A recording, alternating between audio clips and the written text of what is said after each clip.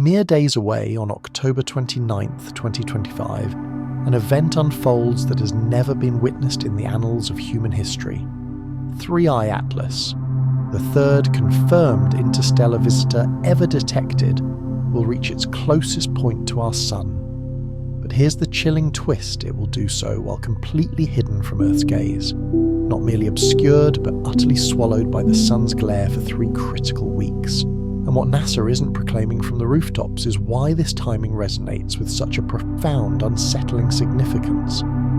Before we delve deeper, let me be clear, this isn't the stuff of whispers and conjecture.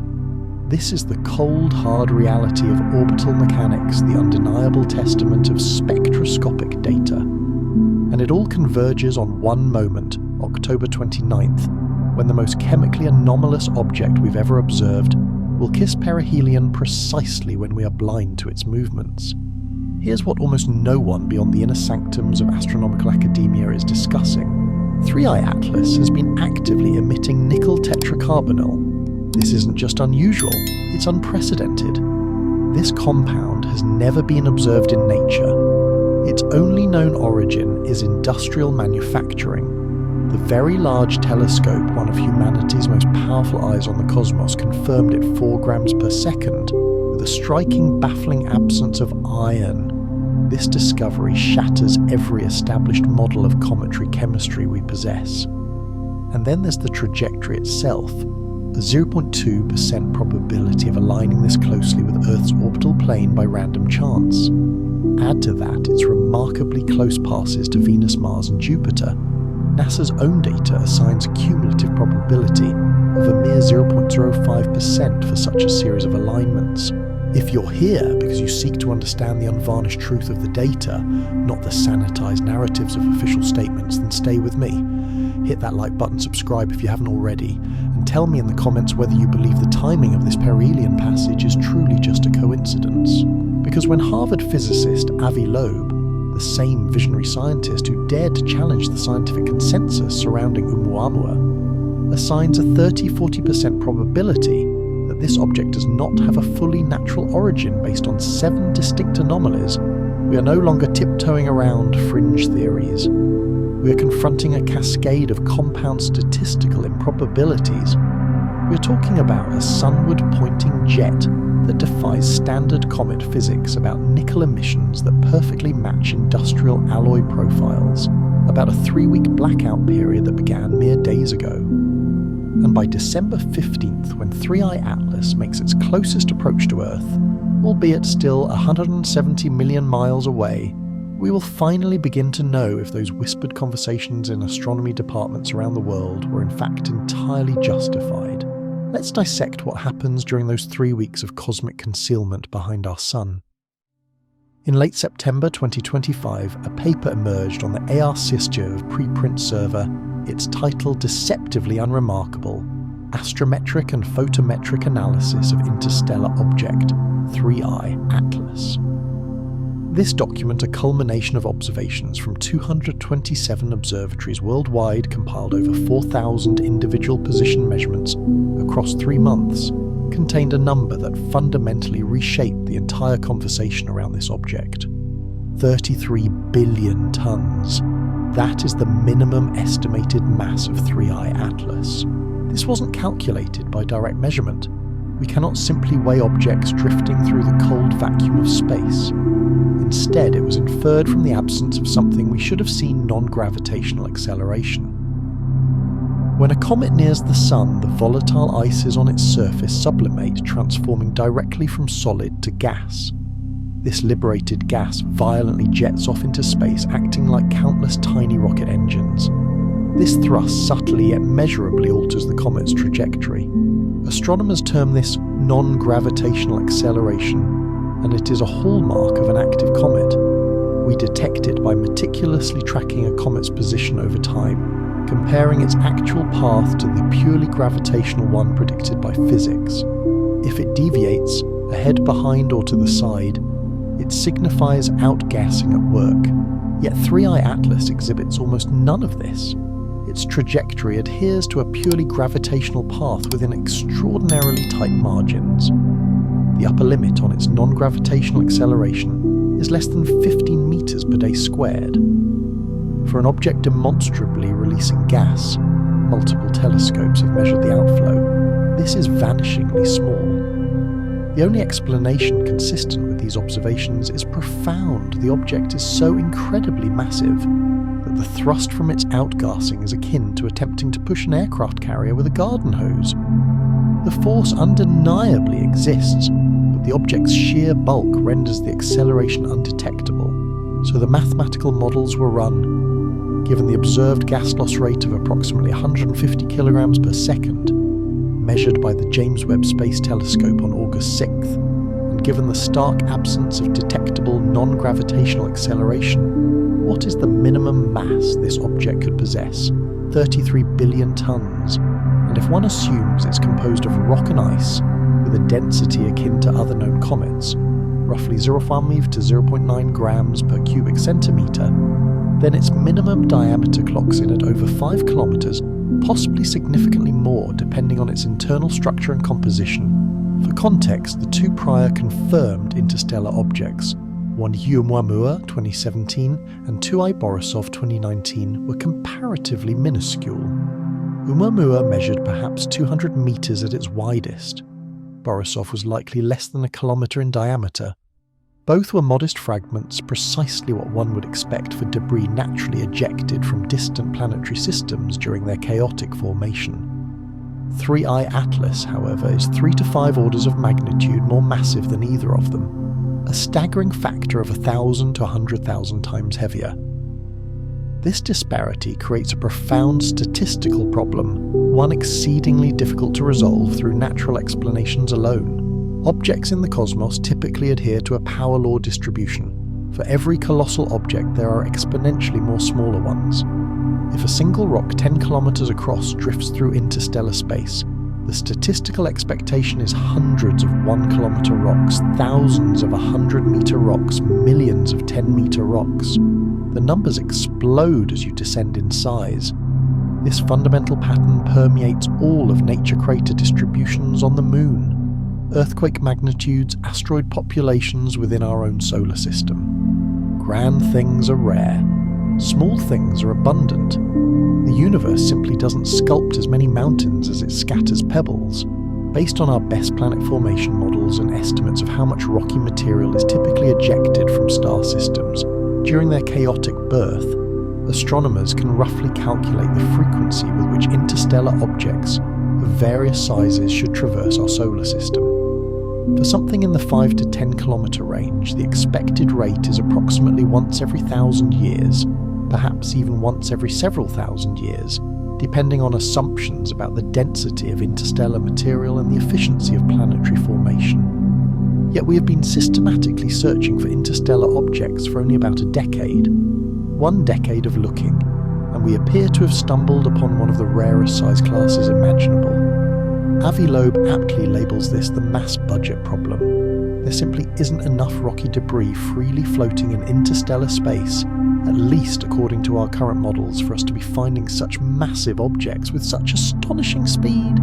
Unless that is our models are fundamentally flawed, or this particular object represents something entirely different from randomly ejected planetary material. But there is another, more audacious interpretation of that 33 billion ton figure. One that compels us to reframe our thinking about mass not in terms of bulk material, but in terms of structure. If one were to engineer a vessel capable of traversing the unfathomable distances between star systems over millions of years, it would not be a solid chunk of rock. That would be impossibly heavy, demanding colossal amounts of energy for acceleration and deceleration. No, it would be a shell, a thin, resilient structural framework enclosing vast, empty interior volume. This is the fundamental design principle behind every long-distance vehicle humanity has ever conceived, from ocean-crossing ships to hypersonic aircraft to interstellar probes. Strength through geometry, not through sheer bulk. A hollow sphere 10 kilometers in diameter with walls just a few hundred meters thick could effortlessly weigh 33 billion tons. It would possess sufficient mass to resist measurable perturbations from surface outgassing. especially if that outgassing emanated from layers of ice and dust merely coating its exterior rather than from its core structure. And through our most powerful telescopes, such an object would appear to all intents and purposes exactly like a solid comet. It would reflect sunlight in the expected manner. It would develop a coma as its surface ice is sublimated. It would exhibit all the visual characteristics we unquestioningly associate with natural cosmic bodies. This is not proof of artificial construction. There is no direct evidence that 3I Atlas is hollow. We cannot peer into its depths. We can only infer its mass through gravitational dynamics and extrapolate its potential structure from those measurements. But the mass creates a profound constraint, and that constraint in turn opens a Pandora's box of possibilities. Possibilities that natural formation models struggle to accommodate without invoking an extraordinary series of coincidences. Our solar system is a cosmic disk relatively flat. 8 planets, including our own orbit, the Sun, in roughly the same plane like ancient dinner plates, stacked at slightly varying heights. This plane, known as the ecliptic, is the fundamental organising principle of our local cosmic neighbourhood, a geometric memory of the swirling disk of gas and dust from which everything coalesced 4.5 billion years ago. Interstellar objects, by definition, should hold no allegiance to our ecliptic plane. They originate from other star systems with their own unique geometries and rotational orientations. When an interloper arrives from beyond, it should approach from a random direction at a random angle. The probability that an interstellar visitor would serendipitously align closely with our ecliptic plane is small, not impossible, but definitively small, approximately 1 in 500. 3I Atlas, however, arrived with an orbital inclination of 175 degrees. This means it moves in a retrograde direction opposite to the planet's orbital flow, yet it is tilted by only a mere 5 degrees from the ecliptic plane itself, nearly flat, nearly aligned. That is the first statistical improbability, but the trajectory analysis does not end there. 3I Atlas doesn't merely pass through our solar system at some arbitrary distant remove from our planets. Its path brings it into remarkably close proximity with 3 of them, Venus, Mars and Jupiter, and not merely close in space, but astonishingly close in time, arriving at each planet's orbital path when that planet happens to be nearby. Consider the intricate celestial mechanics required for this. Mars requires 687 days to complete one orbit around the Sun. Venus takes 225 days. Jupiter, stately 12 years. They are all at vastly different distances, moving at wildly different speeds, and they occupy specific locations only at specific moments. For an interstellar object to thread its way past all 3 during a single flyby, the timing must align across multiple independent orbital periods. Avi Loeb and his colleagues calculated the combined probability approximately 1 in 20,000. On October 3, 2025, 3I Atlas passed within 0.19 astronomical units of Mars, roughly 18 million miles. This was close enough for NASA to attempt imaging it with the high-resolution imaging science experiment HiRISE camera aboard the Mars Reconnaissance Orbiter, an instrument primarily designed to photograph the Martian surface with resolution fine enough to distinguish individual boulders. Those images officially depicted a diffuse coma with a faint nucleus, exactly what one would expect from a distant comet. Nothing overtly anomalous, nothing that would ignite headlines. Yet the minimum orbit intersection distance, the closest 3I Atlas's trajectory could get to Mars's entire orbital path, is a mere 2.7 million kilometers. Had the object's arrival been shifted by just a few days, had its path been tilted by a few degrees, it could have passed significantly closer, potentially even intercepting Mars's orbit at a point where the planet itself was present. After its Martian encounter, the trajectory guides 3I Atlas past Venus at 0.65 AU on November 3rd, roughly 60 million miles, then its closest approach to Earth on December 15th at 1.8 AU. Finally, it will sweep past Jupiter within 0.36 AU on March 16th, 2026, approximately 33 million miles. 3 inner planets each approached during a single fleeting pass through our solar system, each encountered when the celestial timing places them reasonably near the intersection point. Any trajectory through the solar system will inevitably pass at varying distances from various planets. That's just geometry. But the remarkable clustering of these relatively close approaches combined with the ecliptic alignment produces a compound probability that becomes increasingly difficult to dismiss as pure chance. Loeb employs a gambling analogy. If you enter a casino and witness someone roll double sixes 10 times consecutively, you wouldn't immediately conclude that dice are loaded. The odds are roughly 1 in 60 million, and it is theoretically possible through random chance alone. Nevertheless, if you witness such an event, you would almost certainly examine the dice with intense scrutiny. You would consider the possibility that something, however subtle, might be influencing the outcome. The trajectory of 3i Atlas is that sequence of double sixes. Each element viewed in isolation might be explicable as chance, but collectively they weave a pattern that demands closer, far more careful examination. Yet the most statistically provocative element of this trajectory isn't the planetary approaches. It is the chilling timing of its perihelion, October 29th, 2025. At approximately 11:44 Universal Time, 3i Atlas reached its closest point to the Sun, 0.36 astronomical units just inside Mars's orbit, roughly 126 million miles from our star. For a natural comet, this is the zenith of activity. Solar radiation at that proximity should trigger an intense sublimation of surface ices, prompting dramatic outgassing, potentially even fragmentation events, and significant brightening as fresh, volatile material becomes exposed. It is the moment when comets under maximum thermal stress reveal their true composition. On that precise day, Earth was positioned on the exact opposite side of the Sun. 3i Atlas was in solar conjunction directly behind our star. From our vantage point, every single ground-based telescope on our planet was rendered utterly useless by the blinding solar glare. Even space-based telescopes unfettered by daylight struggled to observe, because the sun's brilliant corona and overwhelming brightness drown out anything in close angular proximity. For 3 weeks from mid-October through early November, this enigmatic interstellar visitor was effectively invisible to terrestrial observation during what should have been its most revealing, most active phase. The probability of this precise timing, arriving at perihelion exactly when Earth is diametrically opposite the Sun, depends on how one calculates it.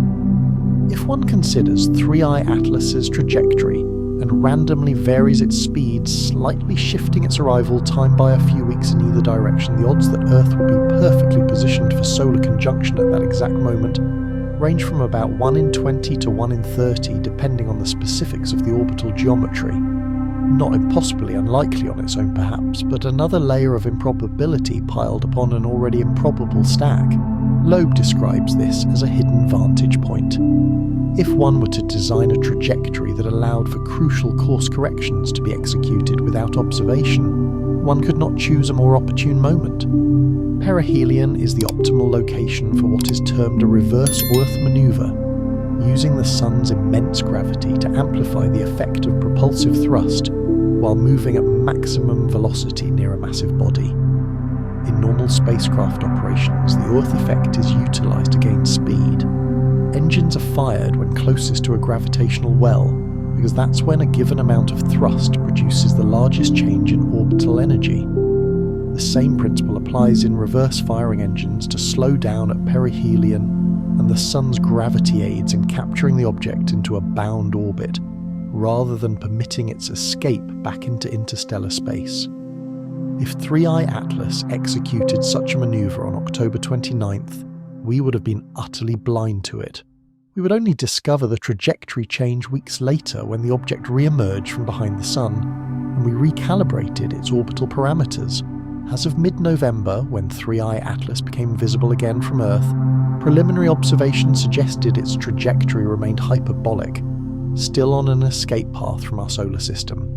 No obvious signs of orbital capture, no clear evidence of propulsive maneuvering. but the data is still undergoing rigorous analysis.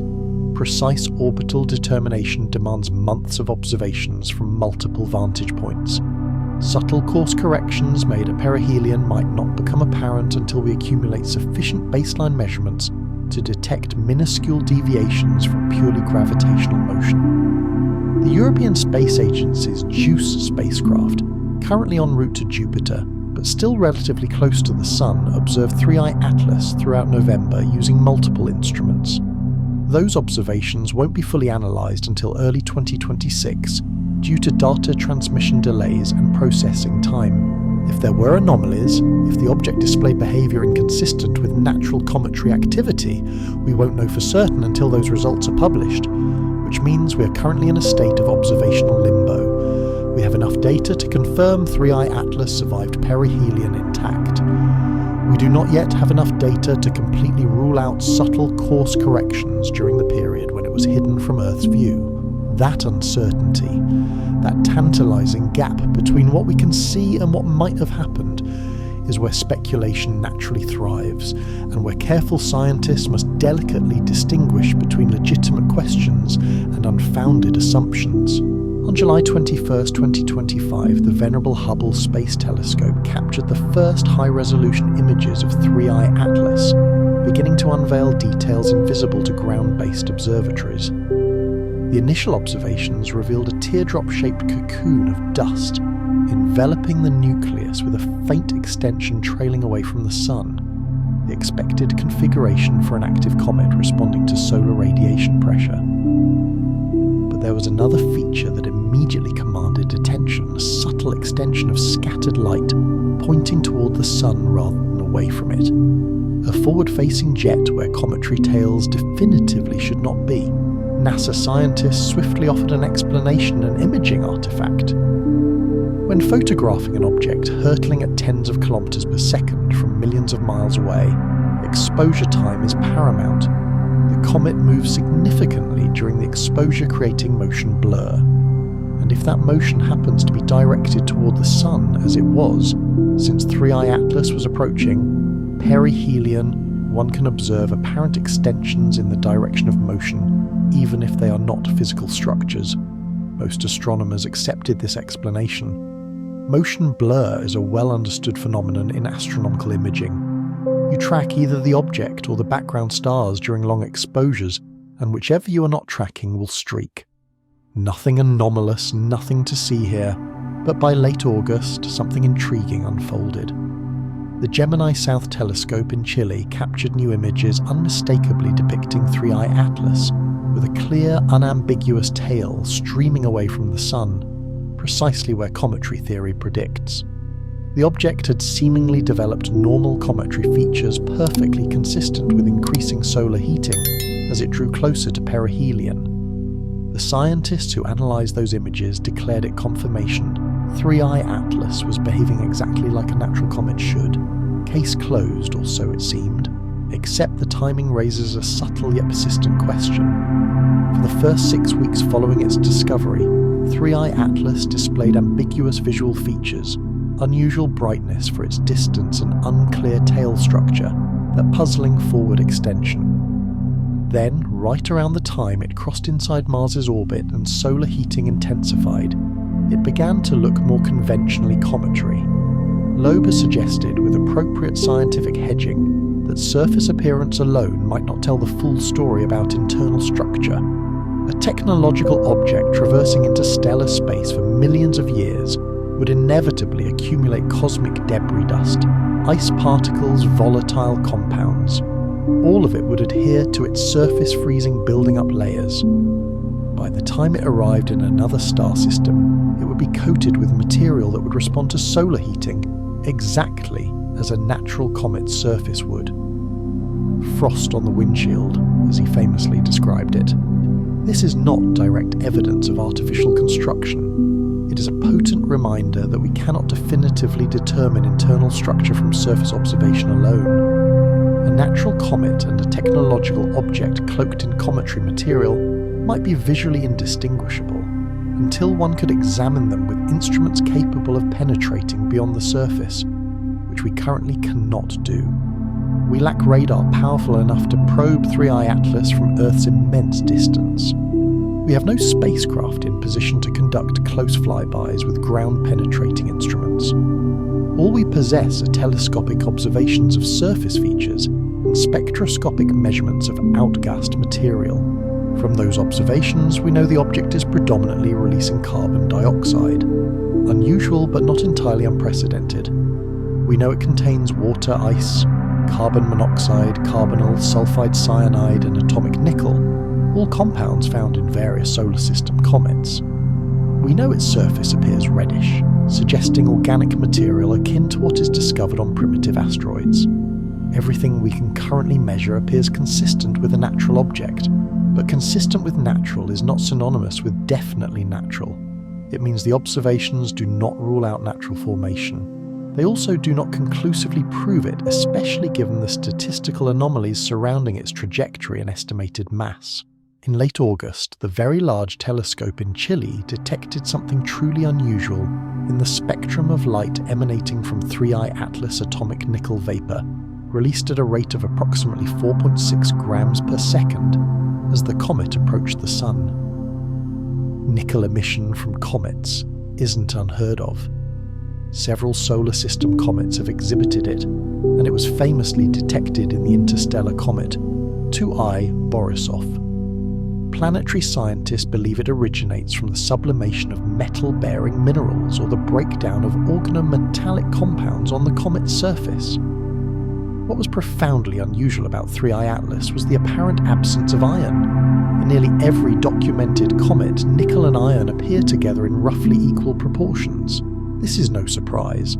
Nickel and iron are forged together in supernova explosions journey together through interstellar space, and appear together in primitive solar system materials. Finding one without the other is like finding smoke without heat. Not impossible, but profoundly suggestive of highly unusual circumstances. Several explanations exist for this striking discrepancy. Perhaps iron is present but is not being detected due to the specific conditions within the coma, temperature density radiation environment.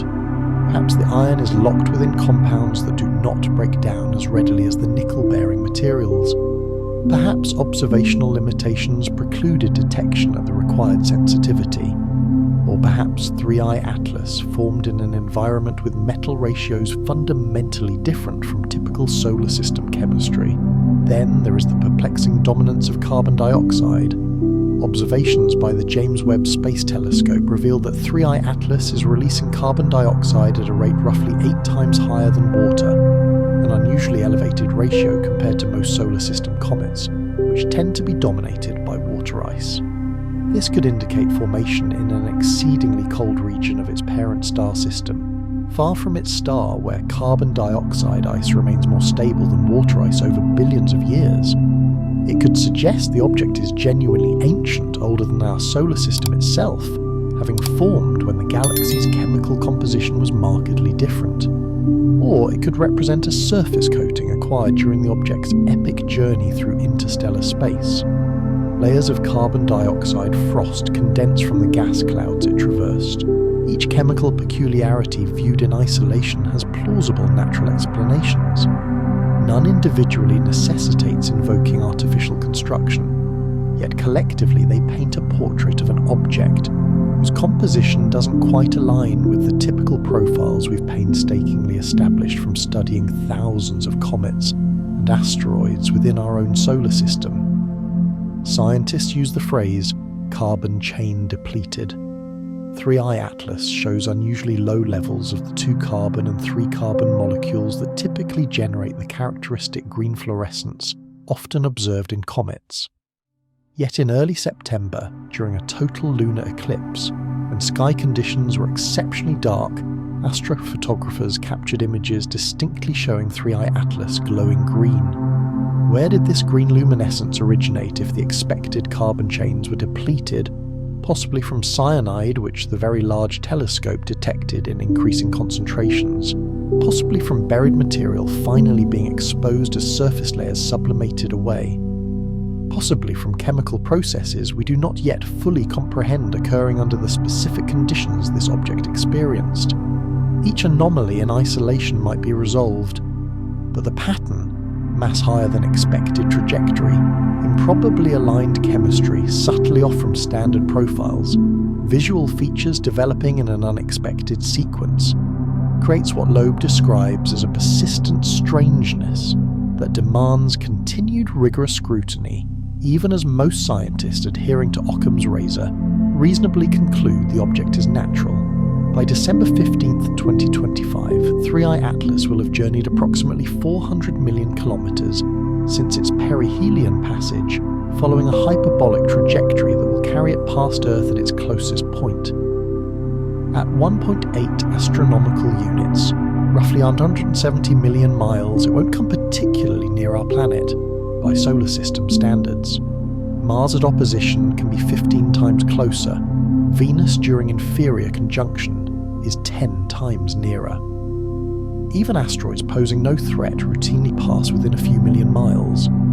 But for an interstellar object, one confirmed to have originated beyond our solar system, this represents the closest documented approach to Earth in human history. Closer than Oumuamua, which passed at 0.16 AU, but wasn't even discovered until it was already receding. Closer than 2I Borisov, which never came within 2 AU of our planet.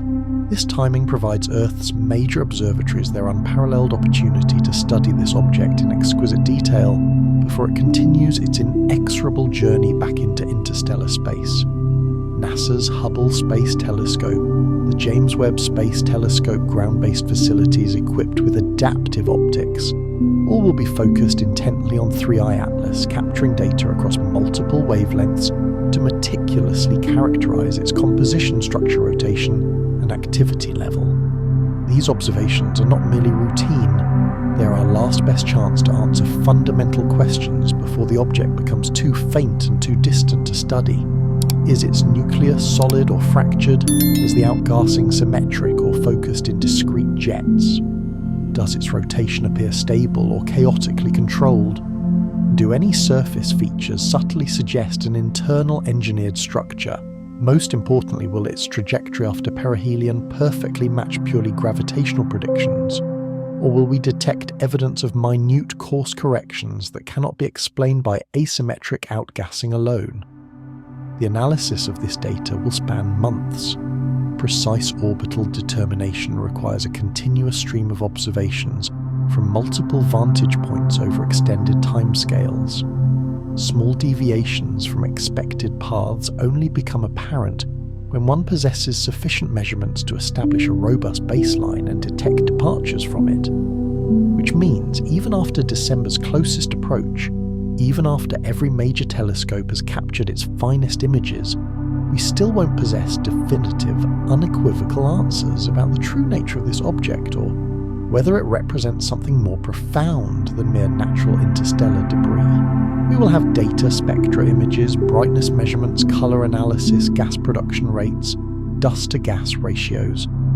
We will have refined estimates of its mass size, composition, and rotation period. We will possess trajectory information accurate to within meters per second. What we will not have, what we can never achieve from telescopic observations alone, is certainty about its internal structure. We cannot peer inside objects from millions of miles away. We can only measure their surface properties and infer what might lie beneath. This is the fundamental enduring limitation of astronomy. We study the universe from an immense distance using light as our primary tool. And light by its very nature tells us about surfaces, about emissions, about reflected radiation. It does not penetrate. It does not reveal hidden chambers or engineered frameworks, or anything deliberately concealed beneath exterior layers. So when December arrives, when 3I Atlas makes its closest pass to Earth, and every major telescope gathers the best data our current technology allows, we will find ourselves in essentially the same epistemological position we've occupied since July. We will know what this object looks like from the outside. We will not know for certain what it truly is. Throughout modern scientific history, certain questions have been implicitly discouraged. Not through official policy or institutional censorship, but through more insidious subtle mechanisms, the safeguarding of professional reputation, the pervasive pressure of peers, the lurking risk of being dismissed as unserious, even foolish.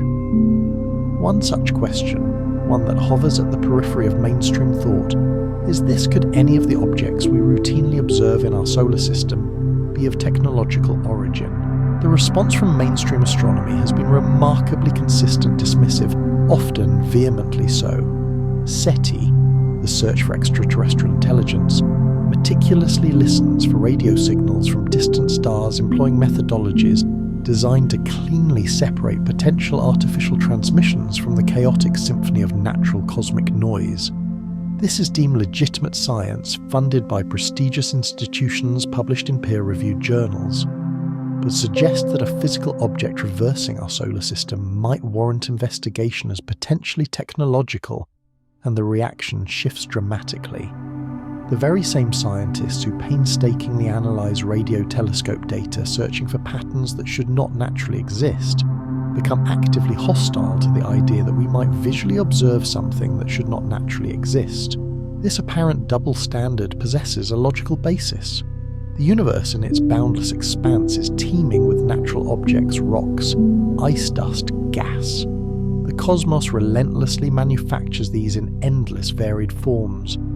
The probability that any specific object we observe is artificial rather than natural is vanishingly small. Science at its heart operates on Occam's razor. Simpler explanations are generally preferred and usually correct. The simplest explanation for an interstellar comet is indeed that it is a comet. However, probability functions differently when one is dealing with exceedingly small sample sizes. If we had observed 10,000 interstellar objects, and one displayed unusual characteristics, dismissing it as a natural fluke would be entirely reasonable. But we have observed 3. And this third object exhibits a striking cluster of properties that individually seem statistically unlikely and collectively generate a profound compound improbability. Loeb's approach, controversial within the astronomical community, is to propose a methodology for evaluating interstellar objects on a graded scale, from 0, definitely natural, to 10, definitely artificial, with intermediate values representing varying degrees of anomalousness. He suggests that any object scoring above 5 on this scale should automatically trigger coordinated international observation campaigns, rather than casual dismissal.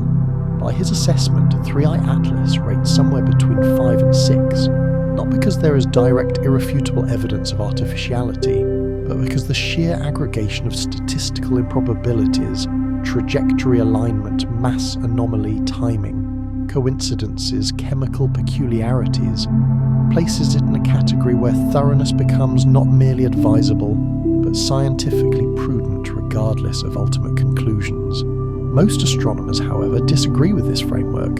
They contend that assigning numerical values to ambiguous observations creates a false sense of precision. They argue that proposing artificial origins for objects with plausible natural explanations damages scientific credibility.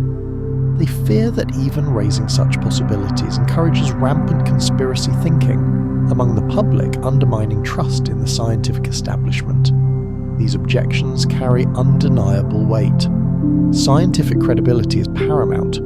Public trust in institutions hinges in part on scientists not crying wolf over every unusual observation. The history of astronomy is replete with examples of phenomena initially considered deeply anomalous that later received straightforward, elegant natural explanations.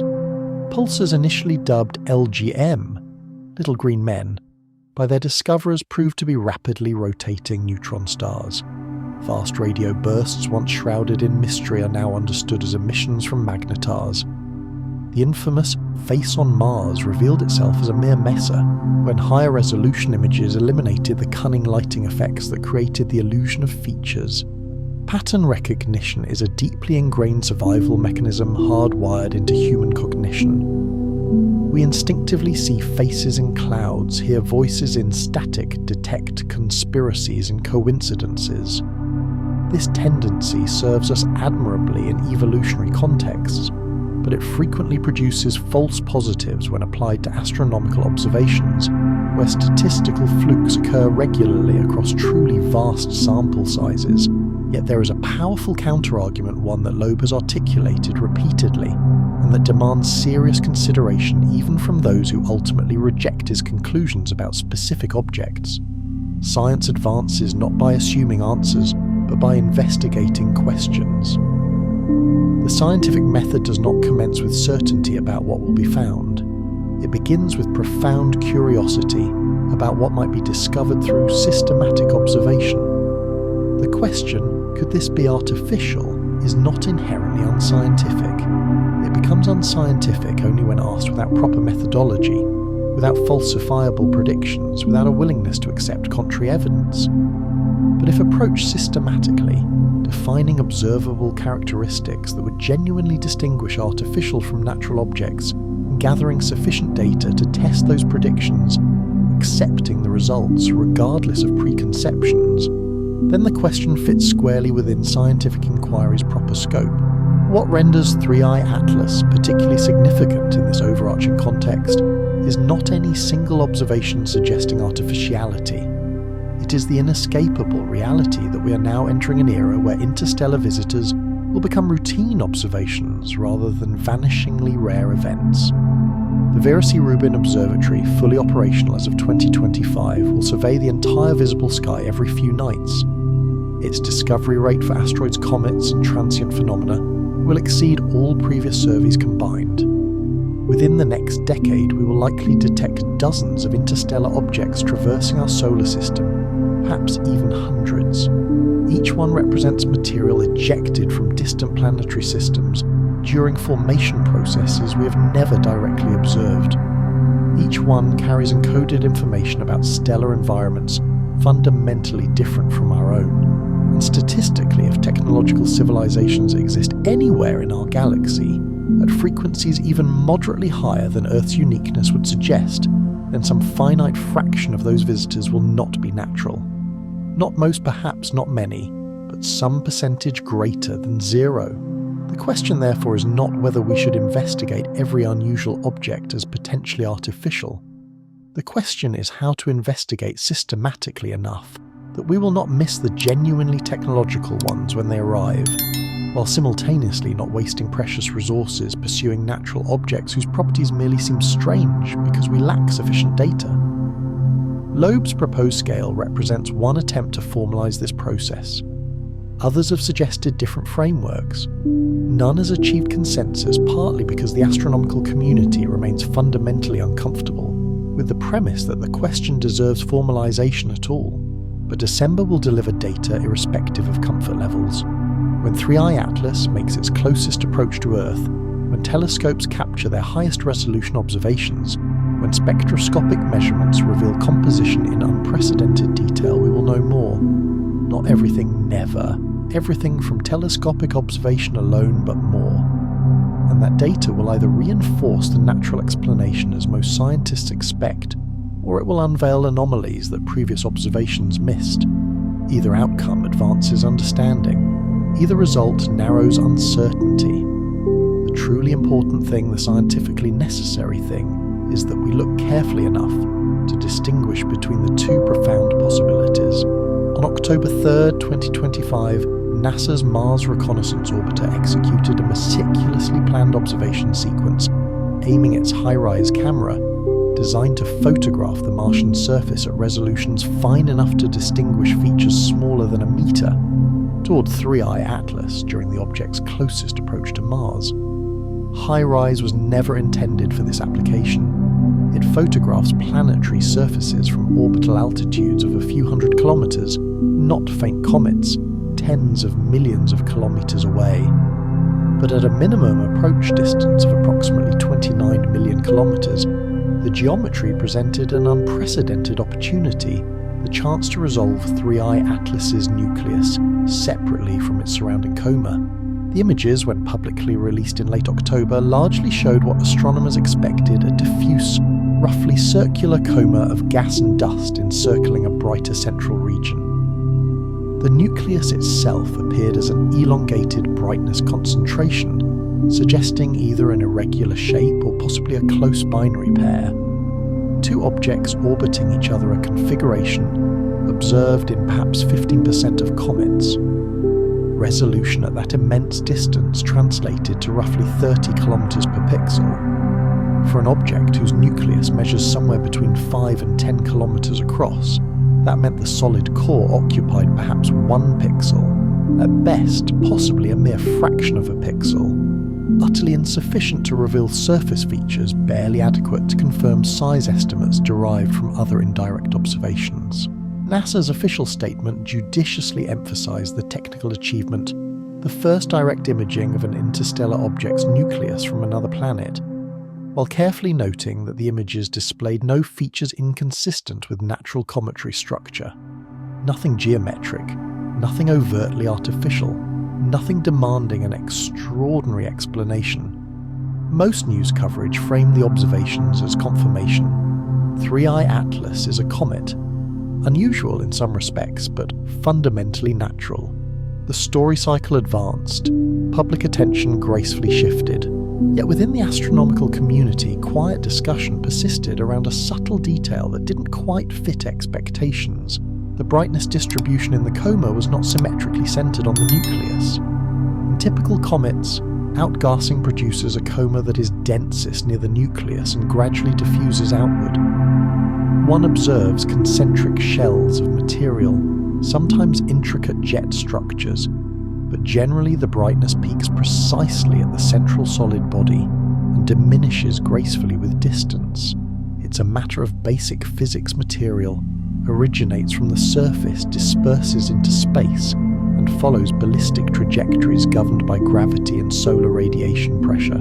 The high-rise images, however, displayed something subtly different. The brightest region of the coma appeared offset from the nucleus by approximately 50 kilometers, about 1.5 pixels in the images, toward the sunward side. Not dramatically off-center, but measurably symmetric. Several explanations exist for this observation, all rooted in standard cometary behavior. Jets of material could be erupting preferentially from the sunward hemisphere, creating denser concentrations of dust and gas in that direction. The nucleus's rotation could be carrying active regions into sunlight, producing periodic bursts that result in asymmetric distributions. The nucleus itself might be fragmented, with pieces separated by distances comparable to the observed offset. All these are standard cometary behaviors, all entirely consistent with natural processes. But there is another interpretation, one that several researchers noted privately, though few published openly. If the nucleus were enveloped by a thin shell of material, perhaps a hollow structure with only its outer surface actively responding to solar heating, the outgassing would originate from that outer shell rather than from a solid core, and depending on the shell's thickness and how sunlight penetrated it, one might indeed observe precisely this kind of offset between where the brightness appears and where the actual solid structure lies. This was not evidence of artificiality. It was barely even an anomaly, more of a curiosity, something that fit less obviously into standard models than most cometary observations, but that didn't clearly contradict them either. The NASA scientists who rigorously analysed the images devoted significant time to investigating this offset. They ultimately concluded that it fell within the range of variation observed in irregular outgassing from active comets, that the resolution limitations made precise localization challenging, and that no extraordinary explanation was required. The images were archived. Papers describing the observations would be published in coming months, and for most of the astronomical community that effectively closed the question. Yet the offset remained documented, measured, and in a profound sense unexplained. Not in the sense of being inexplicable, but in the sense that no single explanation emerged as obviously correct to the exclusion of all alternatives. It was one more small strangeness added to an accumulating collection. In August 2025, shortly after 3I Atlas's discovery, several researchers courageously proposed dedicating precious radio telescope time to listening for potential signals emanating from the object. Not because there was any specific compelling evidence suggesting a technological origin, but because the opportunity cost of listening was minimal, while the potential value, however improbable, was immeasurable. The Breakthrough Listen initiative, generously funded by Yuri Milner, and dedicated to searching for evidence of extraterrestrial technological civilizations seemed like a natural fit. They commanded dedicated time on major facilities, including the Greenbank Telescope in West Virginia and the Parkes Telescope in Australia. Adding 3i Atlas to their target list would have required only modest schedule adjustments. Yet, as of December 2025, no results from such observations have been publicly released. This silence can mean a multitude of things. It could mean observations were indeed conducted and nothing was detected, with null results often deemed insufficiently interesting for immediate publication. It could mean observations are planned but have yet to be scheduled due to competing demands for invaluable telescope time. It could mean proposals were submitted but not accepted, perhaps because program committees adhering to conservative principles viewed them as low scientific priority. Or, and this is the tantalizing, unsettling possibility, it could mean observations were conducted and did detect something requiring meticulous analysis and careful deliberation before any public announcement. The inherent challenge with interpreting silence is that silence itself conveys no information. We cannot distinguish between we looked and found nothing, and we didn't look, and we looked and are still analysing what we found without explicit statements from the facilities involved. Avi Loeb has publicly lamented that he's aware of no systematic radio monitoring of 3i Atlas, which he describes as a profound missed opportunity, regardless of ultimate conclusions about the object's nature. Radio observations, he contends, cost relatively little, provide data that can either definitively rule out artificial signals or unambiguously detect them and create an invaluable baseline for the future interstellar objects that will inevitably be discovered in the coming years.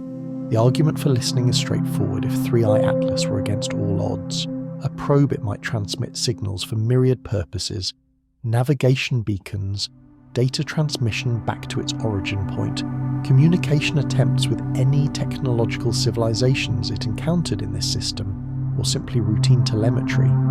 The electronic equivalent of the constant low-level signals every spacecraft humanity has ever built emits as part of normal operations.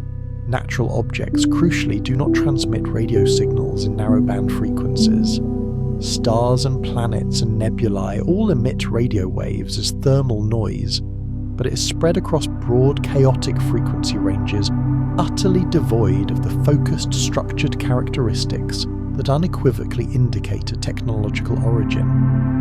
A single, unambiguous detection of narrowband emissions from 3i Atlas at any frequency would constitute extraordinary evidence demanding extraordinary scrutiny, but ultimately providing near certainty about artificial origin. The absence of such detection conversely proves very little. An artificial probe not actively transmitting or transmitting in directions that do not intersect Earth, or utilising communication methods we currently lack the technology to detect, would be utterly indistinguishable from a natural object through radio observation. So the silence from radio telescopes assuming observations were actually conducted tells us only that if 3i Atlas is artificial, it is not broadcasting signals we can detect with current instruments and methods, which is precisely what we would expect from either a natural object or a technological one designed for discrete operation. Still, the apparent lack of systematic radio monitoring represents a curious, perhaps troubling gap in our investigation of the most statistically unusual interstellar object discovered to date.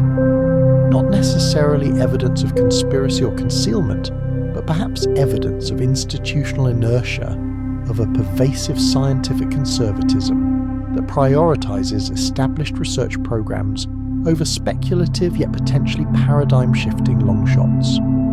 Whether that conservatism will later appear prudent or short-sighted depends entirely on what December's optical observations ultimately reveal.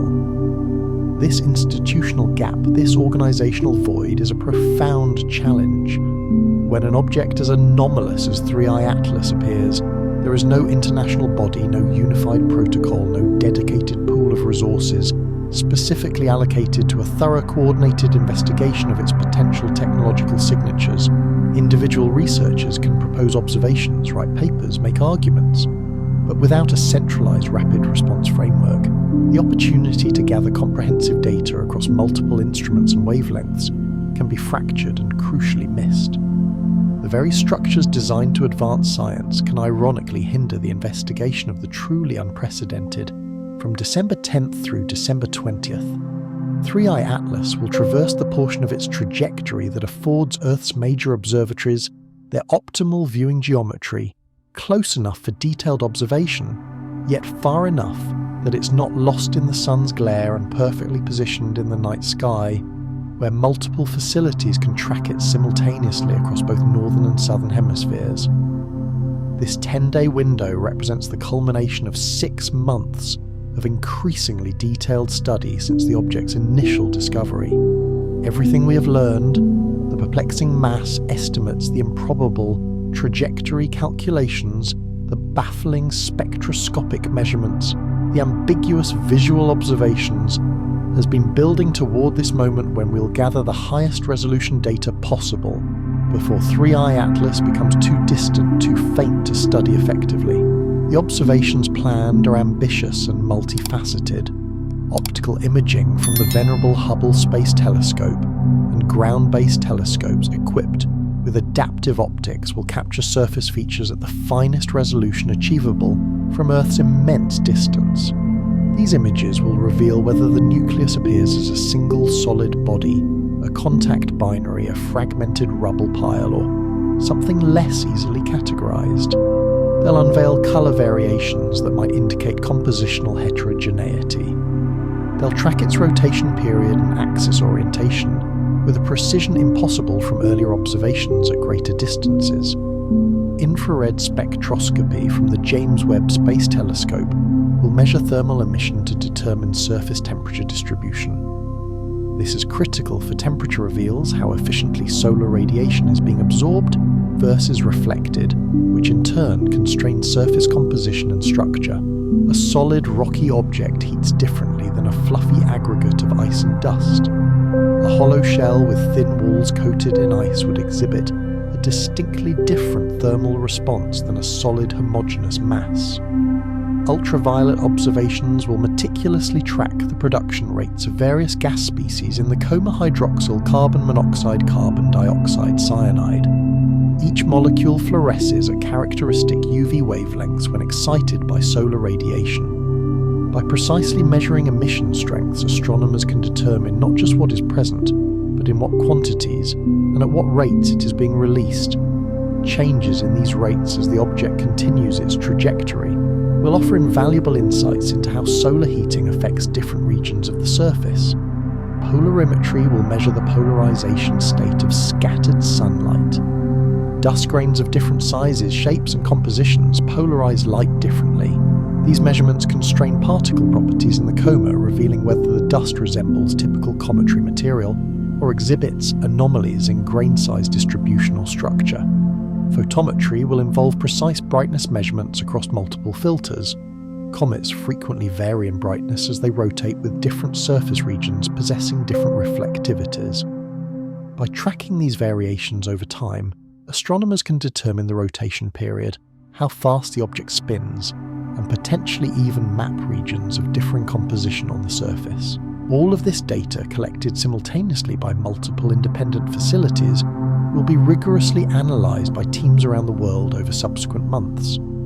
Initial results typically surface within weeks. Refined analysis takes considerably longer. Peer-reviewed papers detailing findings in exquisite detail are usually published 6 to 12 months after observations, which means even after December's closest approach, even after telescopes have gathered their best data, we will still be months away from a scientific consensus about what this deluge of information truly reveals. But there are profound questions these December observations can answer definitively, regardless of how long the meticulous analysis takes. Is the trajectory perfectly consistent with purely gravitational motion, or do we detect subtle evidence of course corrections?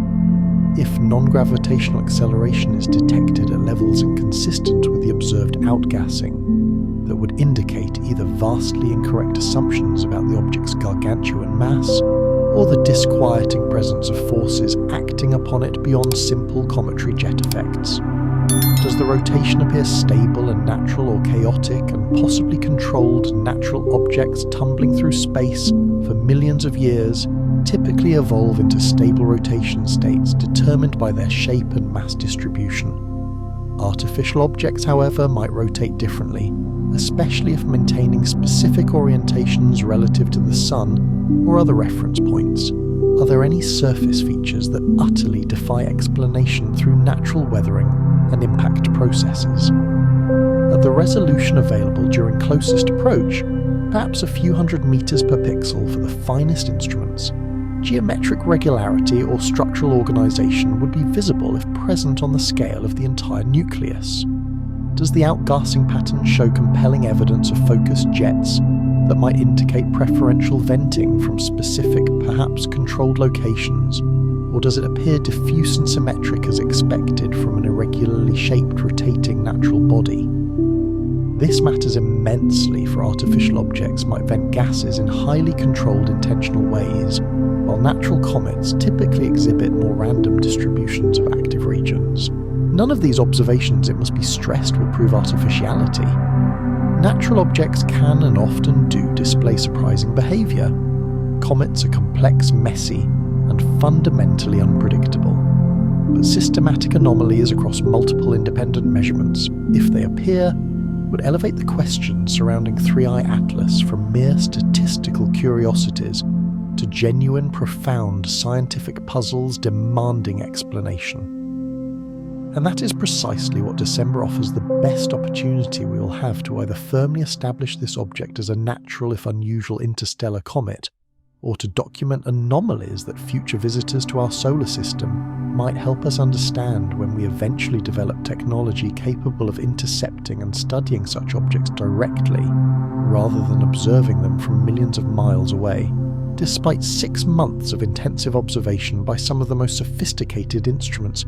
Humanity has ever conceived. Fundamental questions about 3I Atlas remain stubbornly unanswered, not because we lack curiosity or capability, but because certain questions simply cannot be resolved through telescopic observation alone. Its internal structure, for instance.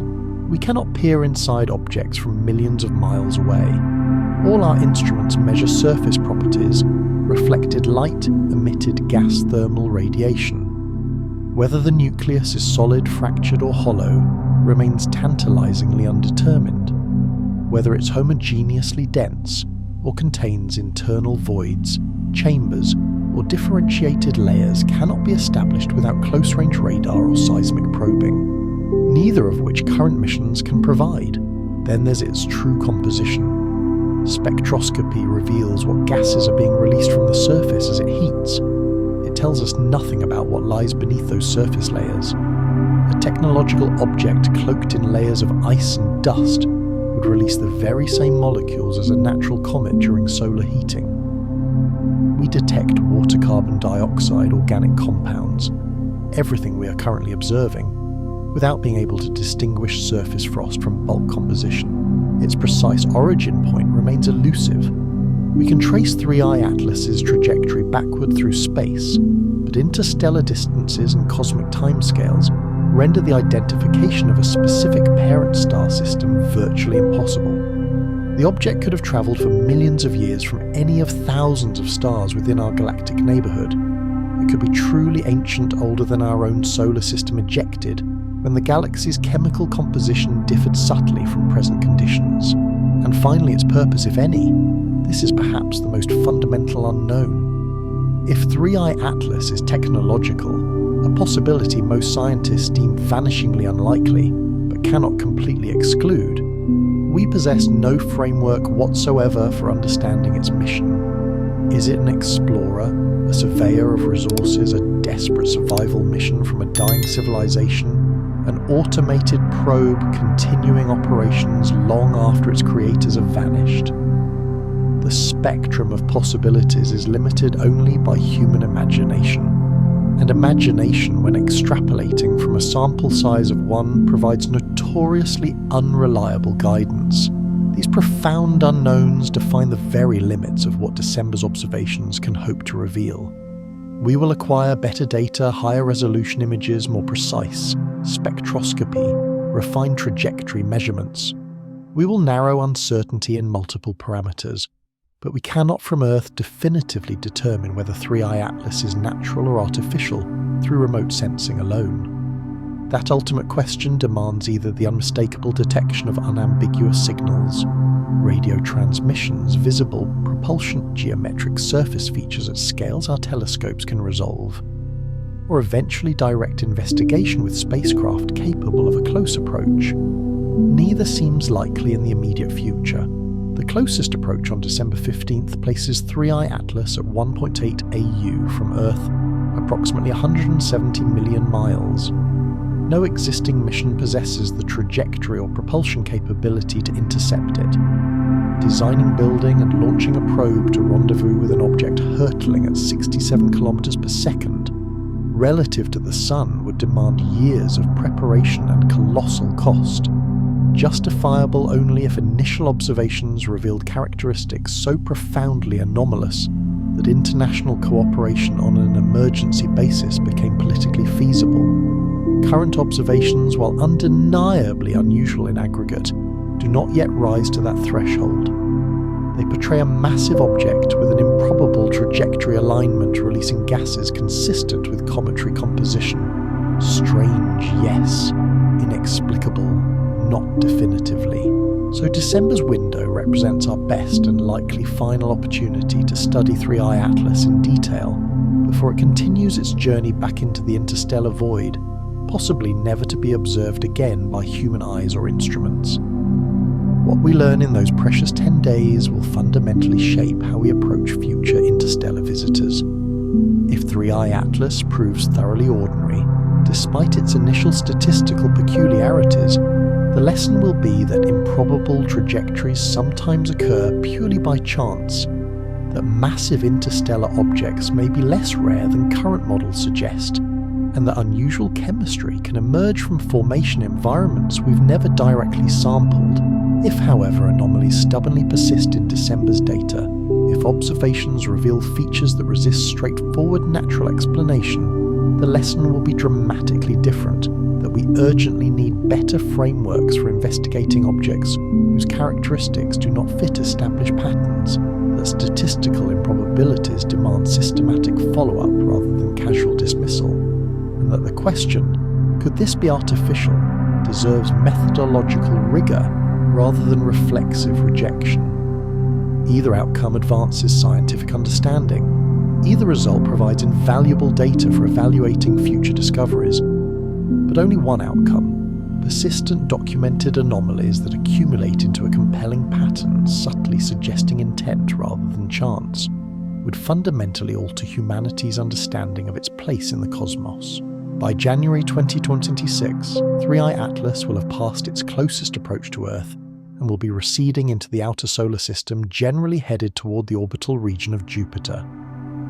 By March, it will pass within 0.36 AU of Jupiter, close enough that NASA's Juno spacecraft currently orbiting the gas giant might be able to observe it with its onboard instruments, if mission controllers choose to dedicate precious observation time during what would otherwise be focused intently on Jupiter itself. That March observation would provide the last high-quality data before 3I Atlas becomes too faint and too distant to study effectively. After its Jupiter encounter, the trajectory carries the object outward beyond the realm of effective ground-based or even orbital telescope observation. Within a year or two, it will be too dim to track. Within 5 years, it will be hundreds of astronomical units from the Sun well into the outer reaches where only the largest, brightest objects remain faintly visible from Earth. And then it will be gone, utterly lost in the immensity of interstellar space. Perhaps to encounter another star system in 1,000,000 years. Perhaps to drift indefinitely through the cosmic dark. Perhaps if it is technological and merely hibernating to activate again when conditions warrant, we simply won't know. We will be left with whatever data we managed to gather during its 6-month fleeting passage through the inner solar system. We will have papers rigorously analysing those observations debates about their interpretation and refined models of interstellar object populations. We will have learned new things about cometary chemistry, orbital dynamics, and possibly, depending on what anomalies the December data ultimately reveals, about the very limits of our ability to distinguish natural from artificial when observing from afar. But 3i Atlas itself will be beyond reach. Whatever profound questions it raised but did not answer will remain unresolved perhaps until future visitors provide additional data points for comparison. And there will be future visitors.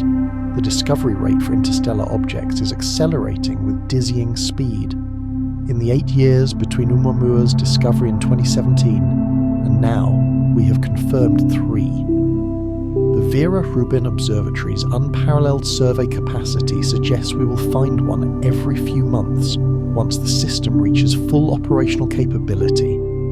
Within a single decade, we might have catalogued hundreds. Most will be small, hundreds of meters across, perhaps a few kilometers. Most will pass through the outer solar system where observation remains challenging. Most will be discovered only in hindsight after they have already made their closest approach and are already heading back into interstellar space. But occasionally one will be large. Occasionally one will pass tantalizingly near Earth. Occasionally one will display characteristics unusual enough to warrant the kind of intense scrutiny 3i Atlas has received. And each one will teach us something profoundly important about how to approach the question that mainstream science remains so reluctant to ask systematically. How precisely would we recognize a technological object if one appeared? This is 3i Atlas's true legacy, regardless of what it ultimately proves to be. It forced the conversation. It compelled respectable scientists to seriously consider scenarios they would normally dismiss outright. It demonstrated that statistical improbabilities can cluster around single objects in ways that demand more than casual acknowledgement. The fundamental question is not whether 3i Atlas is definitively a probe from an alien civilization. The probability remains statistically low. The evidence remains ambiguous. The natural explanation remains vastly more likely. The true question is whether we are prepared, institutionally, methodologically, conceptually, to recognize the technological object when it eventually arrives. Because if technological civilizations exist anywhere in our galaxy, if they have developed interstellar flight capabilities, if they have dispatched automated probes to survey neighboring star systems, then statistically, sooner or later, one of the objects we detect passing through our solar system will be artificial. Not soon, perhaps. Maybe not for decades or centuries, but eventually. And when that moment comes, when we're observing something that is genuinely not natural, will we recognize it? Or will we classify it as an unusual comet, dutifully note its peculiarities in academic papers, and watch it leave without truly comprehending what we have seen? 3i Atlas might not be that object. It probably isn't. But it has taught us that the question deserves far better answers than we currently possess. December's observations represent our attempt to develop those answers, to gather data systematic enough, comprehensive enough, precise enough that when we analyse it, we can declare with confidence not just what this object looks like, but what it truly means. There is a particular kind of frustration, a unique brand of existential yearning endemic to astronomy. You observe objects millions or billions of miles away. You painstakingly gather data, images, spectra, brightness, measurements. You apply the most rigorous principles of physics, mathematics, and statistical analysis, constructing elaborate models to describe what you're seeing. But you can never truly know. You can never reach out and touch the object, examine it directly, probe its interior, verify your conclusions through hands-on investigation. You can only observe from an unfathomable distance and infer. This fundamental limitation profoundly shapes how astronomers conceive of certainty. In laboratory sciences, one can conduct experiments repeatedly, vary conditions, test hypotheses directly, and build a cumulative body of evidence. In astronomy, you often get one observation per event, one supernova, one planetary transit, one close approach of an interstellar object. You cannot rerun it. You cannot politely ask the object to pass by again more slowly, so you can acquire better data. You work with what you get for the fleeting moments you get it. For 3i Atlas, what we get is 6 months of observation as it passes through the inner solar system, 6 months during which it is close enough and bright enough to study. Then it will be gone, swallowed by the void, and we will be left with whatever data we manage to collect, whatever questions we manage to answer, whatever mysteries remain stubbornly unsolved. This creates a particular palpable pressure. Every observation matters because there will not be another chance. Every decision about which instrument to use, which wavelength to observe, which questions to prioritize, these decisions carry consequences that cannot be undone later. The December observations bear that immense weight. They are not merely another data point in an ongoing study. They are the final concentrated opportunity to gather high-quality information before the object recedes beyond effective observation range. And yet, even with perfect execution, even with every major telescope performing flawlessly and gathering data exactly as planned, we will still be left with lingering uncertainty about fundamental questions. Is it natural or artificial? We will possess better data for evaluating that question. But unless the observations reveal unambiguous artificiality, geometric structures, radio signals, overt propulsion, the question will not be definitively resolved. It will simply become a more informed version of the same profound uncertainty we have grappled with since July. What is it made of internally? We will know its surface composition with high precision. We will have thermal models constraining its bulk properties, but its internal structure will remain inferred rather than directly measured. Where did it come from? We will have its trajectory meticulously traced backward through space, perhaps identifying a general region of the galaxy, possibly even narrowing it down to a few candidate star systems. But we will not know for certain which star, which planetary system, which formation environment produced this particular enigmatic object. These limitations do not represent failure. They are inherent to observational astronomy. You learn what you can learn from photons that travelled millions of miles to reach your instruments. Everything else is inference modelling, educated guessing, constrained by physical laws but never quite rising to the level of irrefutable proof available in experimental sciences. So when December passes, when the observations are complete, and the painstaking analysis begins, we will find ourselves in a familiar situation. We will know more than we did. We will not know everything we wish we could, and we will be making probabilistic judgments about competing explanations rather than reaching definitive absolute conclusions. For most scientists, this is entirely acceptable. Science does not demand absolute certainty. It requires an honest evaluation of evidence and a willingness to revise conclusions when new data arrives.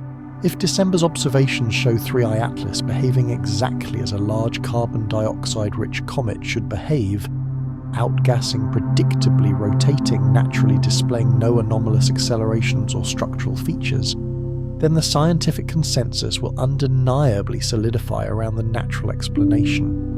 The statistical improbabilities will be filed away as interesting coincidences, stark reminders that unlikely events do occasionally occur in a universe vast enough to contain countless possibilities. If, however, the observations reveal persistent anomalies, trajectory deviations unexplained by outgassing thermal signatures, inconsistent with inferred composition structural regularities, subtly suggesting non-random organization, then the conversation continues. Papers will furiously debate interpretations. Some researchers will argue for exotic natural explanations. Others, more daring, will suggest the data warrants serious consideration of an artificial origin. The question will not be settled. It will simply migrate to a new phase of intense investigation constrained by whatever definitive data December provides. This is the inherent messy process of science. When confronted with unique events that cannot be replicated or directly tested, you gather the best possible data. You analyze it rigorously.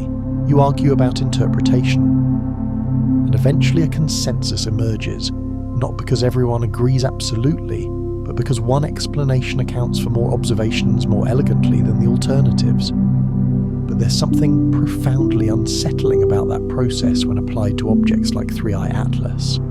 The sheer consequence of being wrong, of dismissing a genuinely technological visitor as a natural comet because we lacked sufficient imagination or observational capability, seems vastly more significant than the consequence of being too cautious and investigating a natural object too thoroughly. This asymmetry haunts the debate. Those arguing for natural explanations correctly point out that extraordinary claims demand extraordinary evidence. They note rightly that we have never confirmed the detection of extraterrestrial technology, despite decades of searching. They observe that comets are complex, unpredictable objects whose behaviour often surprises us without requiring alien engineering. They argue that invoking artificiality without definitive proof damages scientific credibility and alarmingly encourages conspiracy thinking among the public. All valid concerns, all reflecting legitimate scientific values, but those arguing for more careful investigation counter that the cost of a false positive, merely studying a natural object as if it might be artificial, is simply wasted time and resources, whereas the cost of a false negative, dismissing an artificial object as natural, is a missed opportunity that will never ever return. 3I Atlas will not pass by again. We will not get a second chance. This isn't an argument that can be resolved through pure logic. It's a value judgment about acceptable risk in the face of profound uncertainty. How much caution is appropriate when investigating something truly unprecedented? How much skepticism is productive before it calcifies into closed-mindedness? Different scientists will answer differently based on temperament training and their assessment of probabilities. Some err toward conservatism, demanding overwhelming evidence before entertaining an unconventional hypothesis. Others err toward exploration, considering possibilities that most dismiss as unlikely, precisely because the potential significance, however remote, outweighs the low probability. Neither approach is inherently wrong. Both serve vital functions in how science advances. Conservatism prevents wild goose chases and maintains standards of rigour. Exploration prevents missing genuinely revolutionary discoveries by looking only where conventional wisdom suggests looking. The tension between these approaches will define the December observations. Conservative astronomers will meticulously gather data focused on confirming natural cometary characteristics, rotation period, outgassing rates, composition profiles. Exploratory astronomers will simultaneously gather data explicitly searching for anomalies, trajectory deviations, structural regularities, emission patterns inconsistent with natural processes. Ideally, both approaches will examine the same data from different yet complementary perspectives, and if the object is natural, the conservative interpretation will demonstrably fit the observations better. If it is artificial, the exploratory interpretation will hopefully identify features the conservative approach might inadvertently overlook. But this ideal scenario assumes the data will be clear enough to distinguish between interpretations definitively. In practice, astronomical observations are often messy. Instruments have inherent limitations. Observations are saturated with noise. Alternative explanations can frequently account for the same features through different mechanisms, which means December's data, however comprehensive, will likely still leave ample room for passionate debate. The conversation will continue long after the observations themselves, extending into analysis, interpretation, rigorous peer review, and eventually into the scientific consensus that takes months or even years to solidify. And by then, 3I Atlas will be gone, receding into interstellar space, carrying whatever truths it represents beyond our ability to investigate further. Consider two stark scenarios, two profound ways we could be wrong about 3I Atlas. Scenario 1, 3I Atlas is natural. It is a massive comet brutally ejected from a distant planetary system during its chaotic formation, wandering through interstellar space for millions of years before its trajectory by pure chance happened to carry it through our solar system. The statistical improbabilities, trajectory alignment, planetary encounters, perihelion timing, A genuine coincidence is unlikely, but not impossible in a galaxy teeming with billions of star systems, each potentially ejecting trillions of fragments. Its mass is high because it formed in an unusually dense region of its parent system's protoplanetary disk. Its chemistry is odd because that system possessed elemental abundances different from our own. Its trajectory aligned with our ecliptic plane through pure cosmic chance. The timing placed Perihelion during solar conjunction by an accident of celestial mechanics. Everything we have observed fits comfortably within the broad, wondrous range of natural variation. We were momentarily surprised by some characteristics because our models were built on limited samples, primarily objects from our own solar system, and this visitor represents conditions we had not previously encountered. But nothing about it truly violates physical laws or demands the invocation of artificial construction. In this scenario, December's observations confirm natural behaviour. Papers are published meticulously documenting the unusual characteristics. Models are refined to accommodate greater diversity in interstellar object populations. The episode recedes into a footnote in astronomical history, an interesting object that briefly stirred questions but ultimately conformed to natural parameters. The researchers who dared to suggest artificial origins are remembered as having pursued a speculative hypothesis that the data ultimately did not support. Their careers are not destroyed. Science allows for wrong ideas as long as they are proposed seriously and abandoned when evidence contradicts them. But they are gently reminded by colleagues that extraordinary claims demand extraordinary evidence, and that evidence in this case never materialized. Life continues. Humanity's understanding of its place in the cosmos remains unchanged. We are still alone, or at least still without confirmed contact with other technological civilizations. The search continues through SETI's radio telescopes and future interstellar observations. But 3i Atlas is not part of that story. It was just a rock. A very large, very strange rock. Scenario 2 3i Atlas is artificial. It is a probe meticulously crafted by an extraterrestrial civilization dispatched to survey star systems in the galactic neighbourhood. Its trajectory was ingeniously designed to pass near multiple planets, perhaps for observation, for resource assessment, or for gravitational assist to conserve precious fuel. Its colossal mass represents not bulk material, but engineered structure. A shell containing instruments, propulsion systems, perhaps even hibernating sentient systems patiently awaiting specific triggers.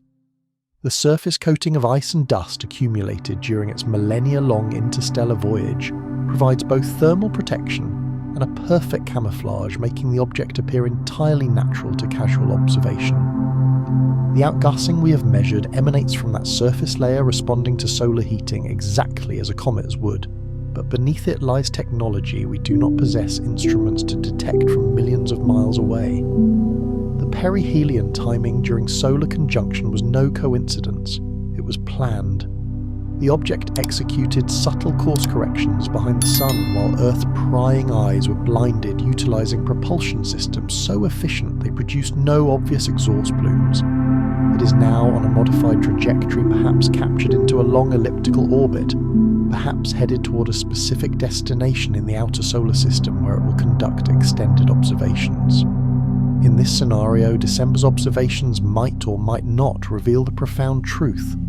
If the probe is designed for utmost discretion, if its creators understood that inhabited systems might possess technological civilizations capable of detection, they would have ensured it could pass as natural.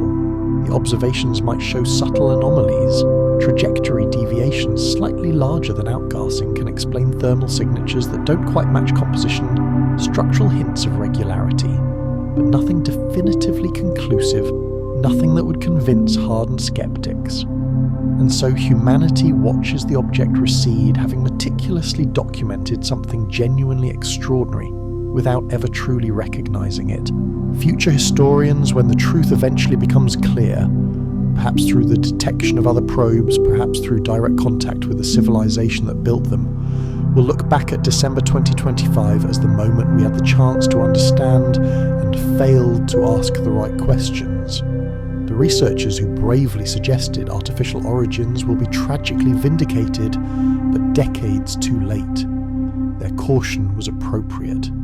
Their willingness to consider improbable possibilities was exactly what the situation demanded. But they were dismissed by a scientific community too wedded to parsimony, too reluctant to entertain ideas that seemed to border on science fiction. The cost of error. These two scenarios represent the two profound ways we could be wrong about 3I Atlas. Either it is natural and we're expending precious energy investigating artificial hypotheses, or it is artificial and we're missing the most significant discovery in human history because we are too quick to assume naturalness. The costs of these errors are not symmetric. If we investigate thoroughly and conclude the object is natural, we have spent telescope time and research effort. We have published papers that will be read by small audiences of specialists. We have had debates at conferences. We have refined our understanding of interstellar objects. These are normal scientific activities with normal acceptable costs. If, however, we investigate casually and miss that the object is artificial, we have failed to recognise irrefutable evidence of extraterrestrial intelligence when it passed within 170 million miles of our planet. We have watched a probe from another civilization traverse our solar system and dismissed it as a mere rock.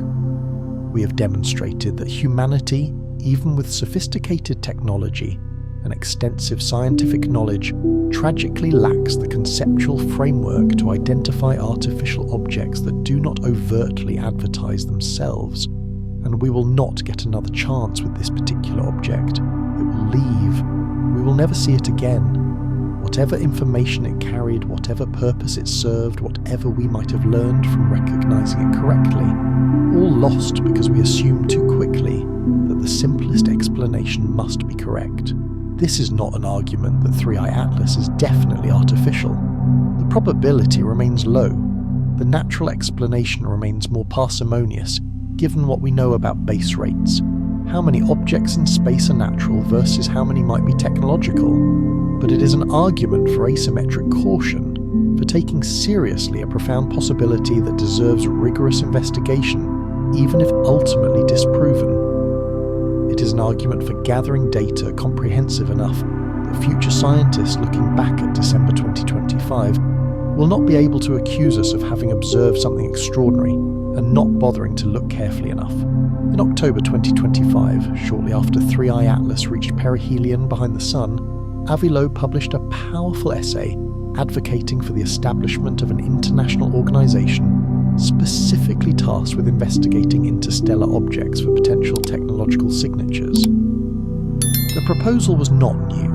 He had been advocating for something similar since Oumuamua's discovery in 2017. But the arrival of 3I Atlas, with its startling unusual characteristics and its suspiciously convenient timing, imbued the argument with a renewed urgent gravitas.